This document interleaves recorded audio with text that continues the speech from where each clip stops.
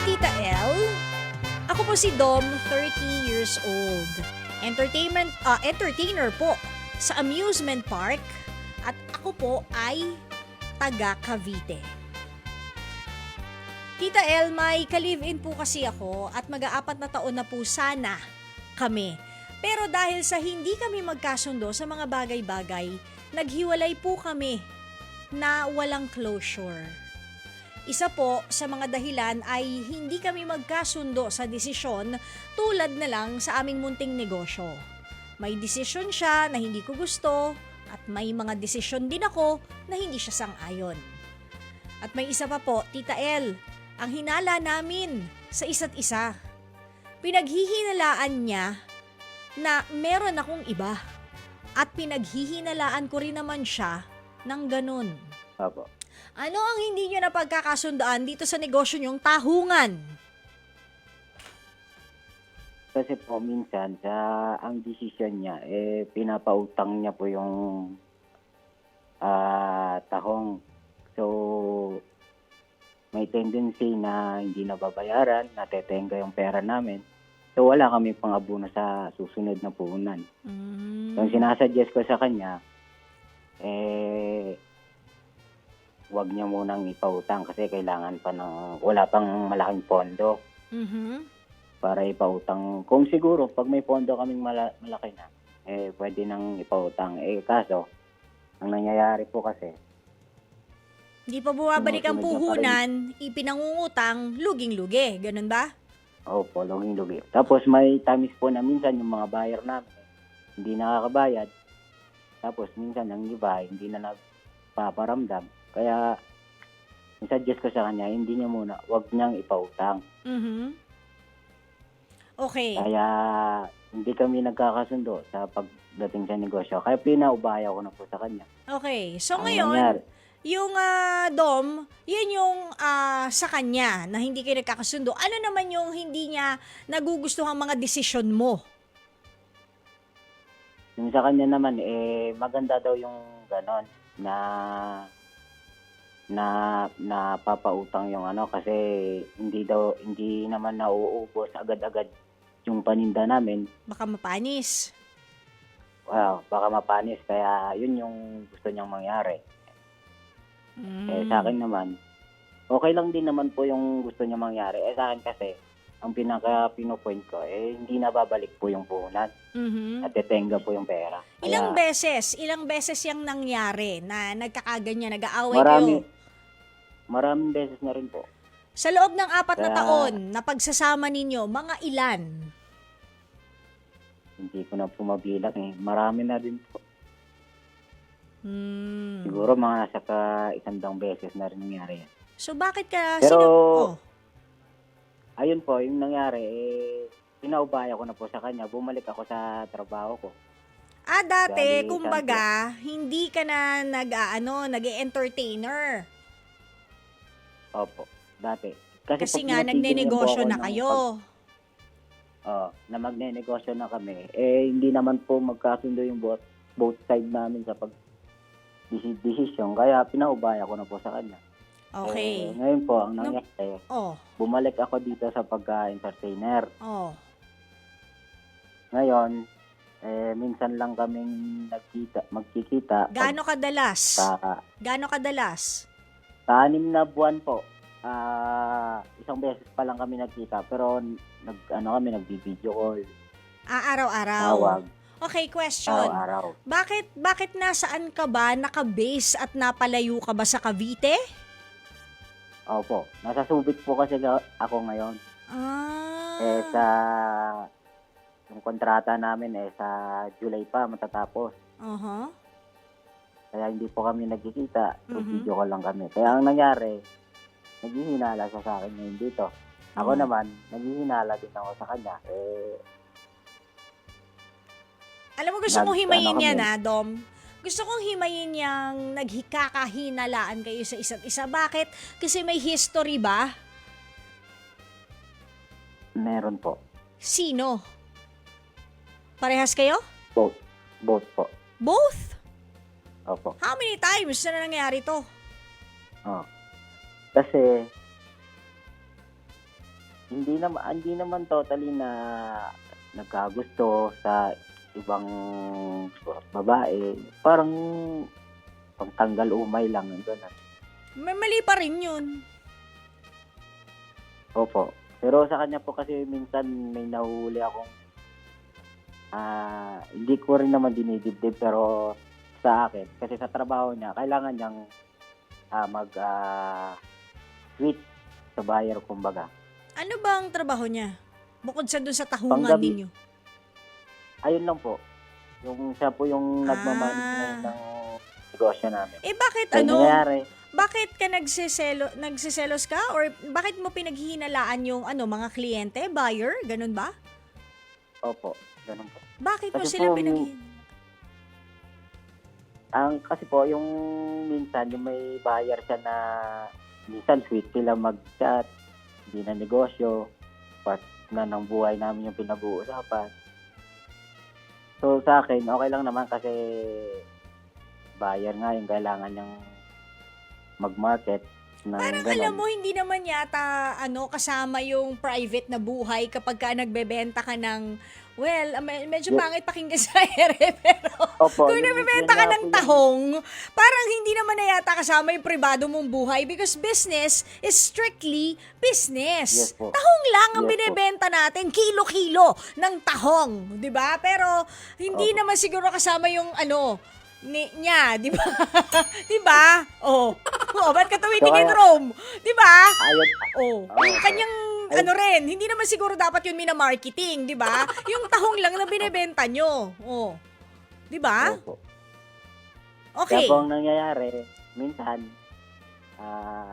nagsasabi ako sa kanya ng ganyan, wag siya masyadong mag-open ng pribado niyang buhay sa mga buyer. Kasi Tama naman 'yon. ako naman, minsan nasasaktan ako sa mga message. Yung, mga, Nagsiselos ka. parang ganun. Hindi ko alam yung Nagsiselos si Dom. Hindi nga, totoo ba nagsiselos ka? Hindi, kasi po minsan, yung away po kasi namin, nakapagbibitaw kami ng mga pangit na salita. Minsan, di ko na rin napipigilan yung sarili ko. Oh. Namimisikal ka ba? Hindi naman po, hindi ko siya pinipisikal. Bali, nakapagbibitaw lang po ako ng magandang salita para sa kanya. Pagkatapos nun po, pag naimasmasan ako, hindi ko alam kung ba't ko nasabi sa kanya yun. Alam ko naman mahal niya ako, pero minsan kasi may darating sa time na ang pangit nang nakikita ko sa account niya. Yun yung napupundar namin gamit. Binibenta niya na. Ngayon. Yung motor, binenta na. Teka sandali, bago tayo magpunta dyan sa mga binibenta na niya yung mga gamit at ano. So nagkahiwalay kayo. Sino ba ang nag-initiate ng hiwalayan? Kami pong dalawa. Kayong dalawa ang nagdesisyon na wala na, labo na nito, tapusin na natin? Hindi po kami nag-decision parang yung parang sense na parang hindi na okay to. Maghiwalay na tayo. Pero hindi kami nagbitaw ng ganun. True, nawala na lang kami ng contact sa isa't isa. Ganun po yung nangyari. Gaano katagal na to? 1 month na po. Isang buwan na. Opo. Okay. Kaya Isang po minsan buwan na yung- kayong hindi nag-uusap. Opo. Kasi po naka-block po kami sa parehas sa Facebook. Okay. Kailan kayo huling nagkita? Nung pag-uwi ko po nung February February 2. 2. February 2. Opo. March, Ito April. yung Mga- last namin pagkikita. So, Tapos through video call na lang. 2 buwan mahigit na kayong hindi nagkikita. Ganon? Oo po. Okay. Ano yung huling balita mo sa kanya? May nabalitaan ka ba? Sino o meron ba na isang tao na nakakasilip dun sa social media accounts niya? Kasi nga, di ba sabi mo, nakita na lang. Gumawa po kasi ako ng isang account. Ah, Kaya nakita ko po doon ako nasaktan nung yung motor na napundar namin, gumawa ako ng isang account, pinupost niya na po sa site na binibenta niya na. Kasi ano na daw, para na daw matanggal yung mga pangit na memory. Nakalagay doon sa FB niya? Opo. Kaya po doon ko naalaman na siguro wala na. Hindi ko lang din po masabi. Mhm. Na kung wala na talaga, wala. Hindi ko po pa kasi alam sa decision niya talaga eh. Wala eh. Kasi ako nag-aantay pa ako ng niya. Ayaw niya siguro akong kausapin talaga. Baka naman meron pang mas matinding reason kung bakit binibenta niya Yun yung lang mga... po. Ha? Yun lang po yung pinagtalunan namin, yung about sa load. Tsaka yung binibintang namin sa isa't isa na meron dito, meron sa doon. Mhm. Yung sa load kasi nagsimula yun. Okay, question. Tsaka yung, Dom, seryosong question. Nakita kayo Feb, no? Feb 2. opo. Nag-advance Happy Valentine's Day ba kayo? Opo, nag-greet pa po ako sa kanya. Nag-ano? Tapos, nag-greet pa po ako sa kanya, nabigay pa ako ng flowers. May nangyari ba? Meron po. So, hindi ko alam 2 months. Nag-PT daw po, nag-PT siya kasi, ang kausap niya kasi yung kapatid ko. Oh. Ang, bale, yung kapatid ko nagkikipag-communicate sa kanya kasi, bakit sa kapatid ko bakit ayaw niya akong kausapin? Doon niya pinano na buntis daw siya, nag-PT siya ng 2 positive, saka 1 negative. Ilang buwan na buntis yung ka-live-in mo? Actually po, na yon, pang-apat na nakunan na yun eh. Pang-apat So, na hindi beses? ko alam ngayon. Opo, pang-apat na beses na po siyang nakunan. Hindi ko po alam kung matutuloy ngayon yung pinagbubuntis niya. Hopefully, sana matutuloy para maayos namin yung problema namin. Ilan buwan na yung dinadala niya? Ilang buwan ng buntis? 2 po. 2. Kasi February ako nung umalis sa bahay. Mhm. Yan yung last namin pagkikita kasi 3 days lang ako sa bahay. Yun ba yung Bago dahilan, bumalik. Dom, kung bakit gusto mo nang makipagbalikan sa kanya? Dahil nalaman mong buntis si ate girl mo? Opo, kasi sana kung makipagbalikan siya, kung buntis siya, kasi ako gusto ko nang magkaroon ng baby rin. Yun lang ba? Yun lang talaga yung dahilan kung ba't gusto mong makipagbalikan sa kanya dahil buntis siya o baka naman mahal mo pa rin siya? Hindi ko alam. Kasi pwede ka namang maging tatay kahit hindi kayo magkasama sa bahay, kahit wala na kayong pag-ibig para sa isa't isa, pwede ka pa rin maging responsableng tatay. Pero kasi nung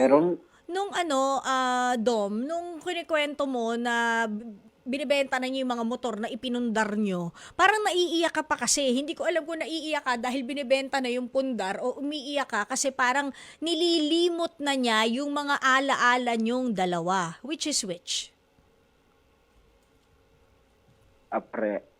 Ha? Nararamdaman ko pa siguro yung pagpamahal niya sa akin. Kasi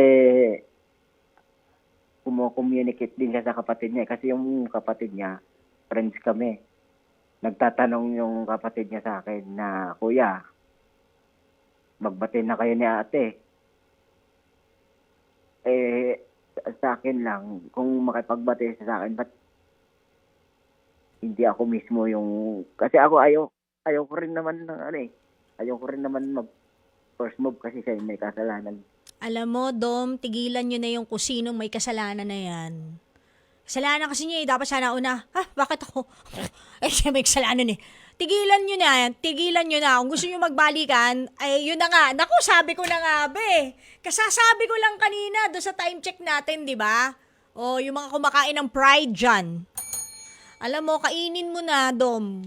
Kung talagang gusto mo makipagbalikan, hayaan mo na kung sino yung may fault kasi hindi naman kayo magkakahiwalay kung iisa lang ang may problema. Pareho yan. Di ba sabi nila, it takes two to tango.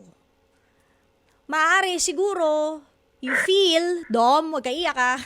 Tsaka wag mo ako mumurahin ha. Sandali. Po, Teka, Dom, minsan, sandali. pag- Kinig ka muna, ha? Sandali lang. Sige Wait. po. Okay Kasi po. Dom, tinan mo ha.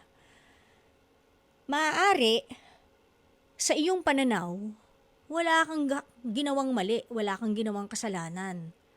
Pero, baka, sa kanyang pananaw ay may nagawa ka, may nasabi ka, na you are not aware or you are unaware of.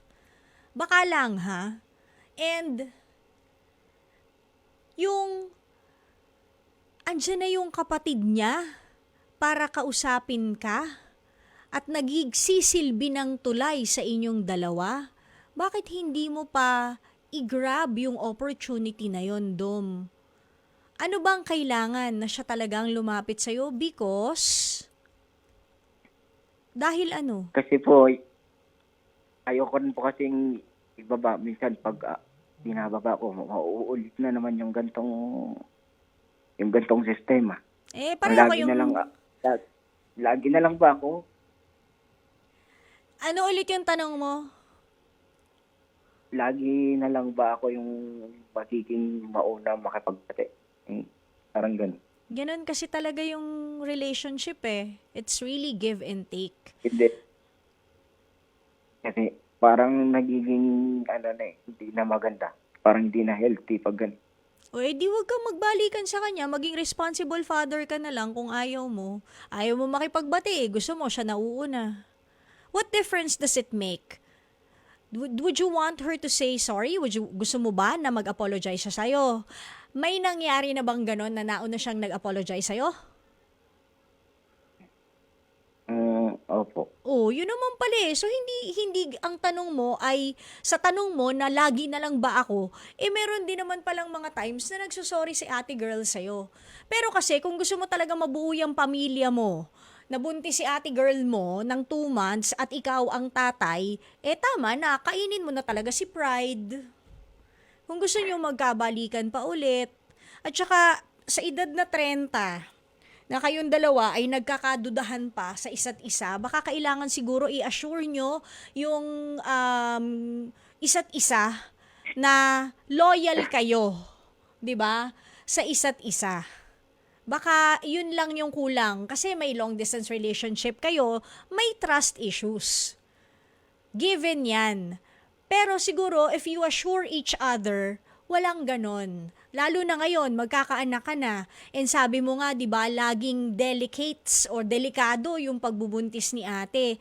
The more na naggaganyan kayo, na pakiputan kayong dalawa, baka, nakonwood, baka may mangyari na namang masama doon sa baby.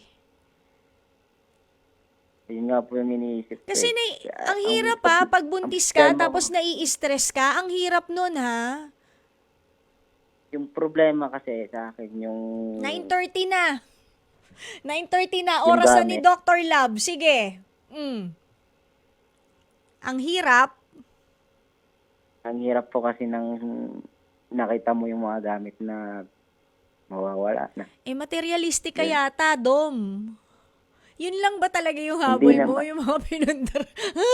Hindi naman yung material. Kasi ano namin yun yung parang pinaghirapan namin pag dalawang nagsama buo. naman kayo ulit, di ba? Maaaring magkaroon kayo ulit ng ganun. Alam mo, isipin mo ganito. Baka nga kaya binebenta niya kasi wala naman siya nakukuha suporta sa'yo. Nagbibigay ka ba support sa kanya? Natural, buntis yung babae. Kailangan ko magpa-check up. Kailangan ko ng vitamins para sa pagbubuntis ko. Hindi ba? Baka naman yun yung reason kaya siya nagbebenta ng mga gamit na naipundar niyong dalawa. Kinsenas po ako nagpapadala mo. Nagpapadala ka ng pera? Opo. Ha? Nagpapadala ka pa rin ng pera? Pero ayaw mo mag-sorry. Ngayon lang pong buwan hindi. Ngayon lang, okay. Pero ayaw mo nga mag-sorry. Nagpapadala ka ng pera, pero ayaw mong mag-sorry. Ha? Wala. Diba? Dom, sa tingin mo may problema tayo. Tanggalin mo yung pride, magbati na kayo. Yun lang yun eh. At kung meron ka pang pera, di bawiin mo sa kung kanino man yung binenta na motor. Kung talagang yun yung habol mo, nanghihinayang ka sa mga material things. Hindi ko pa po alam kung nabenta na kasi nakapost pa lang eh. Oh, yun naman pala eh. Bati na kayo. Okay? Ba, pre? Hindi po. Ha? Hindi kita maintindihan. Bipolar to eh. Kanina umiiyak na yun. Tumatawa. Shot, pare! Diba? Ano ba naman yung mag-video call na kayo? O, diba yung kapatid nakakausap mo? Mag-video call kayo ng kapatid. Sabihin mo, nandyan ba si ate girl ko? Oh. Alam mo, if you don't want to say sorry, if you don't want to say sorry kay ate girl mo, try mo siyang kausapin, tansyahin mo. Malay mo nga mag-sorry siya sa'yo eh. Pagkatas nang nag-video call kayo, malay mo, it will just take time, hard start, kumbaga.